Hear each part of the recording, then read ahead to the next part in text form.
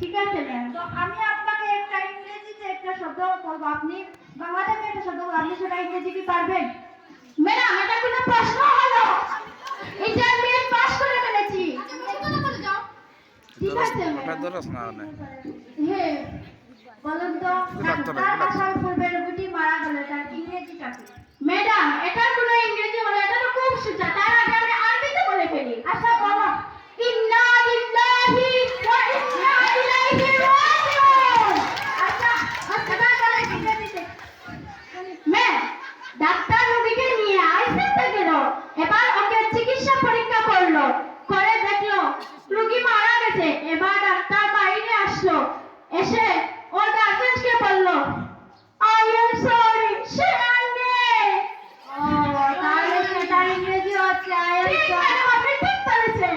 আচ্ছা বল ভাই যে আপনি ভাষা কথা বলতে পারেন না। Sorry madam. হ্যাঁ এবার আমি আপনাকে আরেকটা যে প্রশ্ন জিজ্ঞাসা করবো, আপনি কি সেটা ইংরেজি ঠিক মতো পারবেন? যদি না পারেন তাহলে বলেন।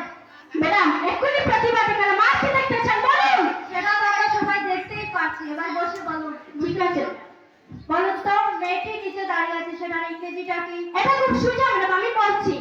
Miss understanding. হ্যাঁ মিস আন্ডারস্ট্যান্ডিং মানে? মিস মানে মেয়েটি, আন্ডার মানে নিচে, স্ট্যান্ডিং মানে দাঁড়িয়ে আছে, অর্থাৎ মিস আন্ডারস্ট্যান্ডিং মানে মেয়েটি নিচে দাঁড়িয়ে আছে। বসো আবার বসো। ম্যাডাম এটা লাগছে। শিলা এই শিলা। Yes ma'am. এদিকে আসো। জি ম্যাডাম বলেন।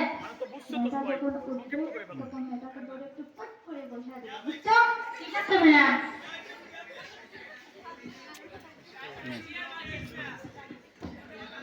তো আমি আপনাকে একটা বিপরীত শব্দ বলবো, আপনি কি সেটা সঠিক উত্তর দিতে পারবেন? বাংলাতে গোল্ডেন এ প্লাস পেয়েছি ম্যাডাম, আর কিছু বলতে চান?